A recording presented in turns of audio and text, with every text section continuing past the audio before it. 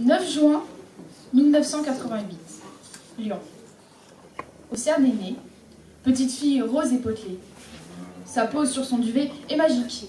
Clic, son tout premier cliché. 5 ans plus tard, Océane court dans le parc. Elle est vive, mais n'évite tous les regards. Dans ses cheveux, la plus belle natte. Dans ses yeux, le plus jeune espoir. À 10 ans, balance ses pieds sur la balançoire pendant que la nuit tombe. Pourtant terrifiée du noir, elle se balance, dégustant chaque seconde. S'arrête un instant pour regarder les étoiles.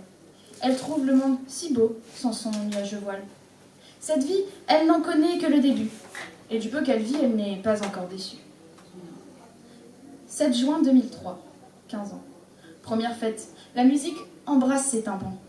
Elle a des amis, gentils et honnêtes, de ceux qui dansent tout le temps. De loin, un garçon ne cesse de la regarder. C'est ce 7 juin qu'elle reçut son premier baiser. 20 ans. Premier appart. Ses études lui laissent imaginer sa vie future. Elle se voit femme forte, avenir plein de voyages et d'aventures. Elle pense à l'amour quelquefois et espère doucement qu'un jour son prince viendra.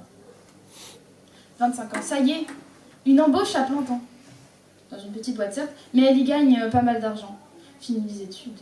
Elle peut souffler à présent car elle se dit avec certitude que le plus dur de sa vie n'est plus le présent. 17 avril 2014. Un collègue du bureau l'invite à une sortie. Là-bas, elle croise l'ami d'un ami de son ami, un bel homme fort et d'esprit. Et pris tous deux d'une nouvelle envie, ils se donnent souvent rendez-vous dans un café de la ville. L'amour est aveugle, disent-ils. Pourtant, elle voit clairement cet homme de jour comme de nuit.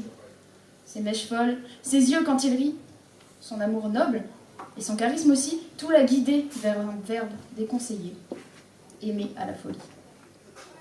5 ans plus tard, mariée depuis 1 an à cet homme plutôt charmant, au gradé son entreprise longtemps et planifiant l'arrivée de futurs enfants, elle n'est mécontente. Il fut un temps où elle redoutait ce moment de sa vie. Ce moment où tout était déjà fait, où le nuage gris s'installe et surviennent les pluies d'ennui. Mais au final, elle ne ressentit aucune de ces intempéries. Heureuse est Océane. Enfin, c'est ce qu'elle dit. 5 octobre 2020. Petite soirée entre amis, dans un grand bar, car elle a enfin déménagé à Paris. Elle s'amuse, elle oublie. Le temps passe et l'horloge fuit le ralenti. Quand elle réalise son retard, sa peau devint blanche, ses idées noires. Cours, Océane, cours! Cours dans la ville lumière. Rentre dans la gueule du loup. Vite, il ne faut pas le mettre en colère. En rentrant chez elle, son mari a vrillé. Putain encore, soupira-t-elle. La bouteille est vidée.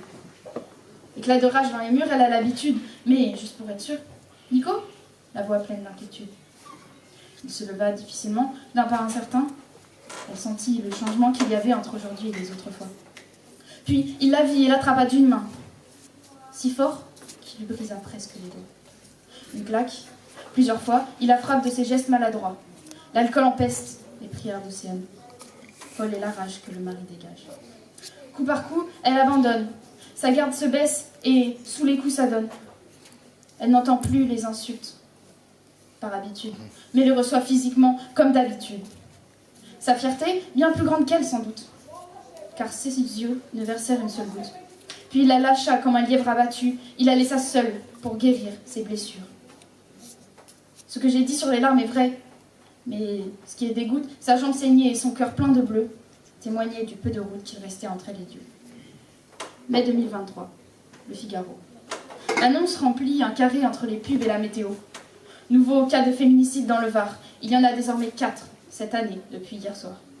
Le canon sonne pour Océane cette semaine.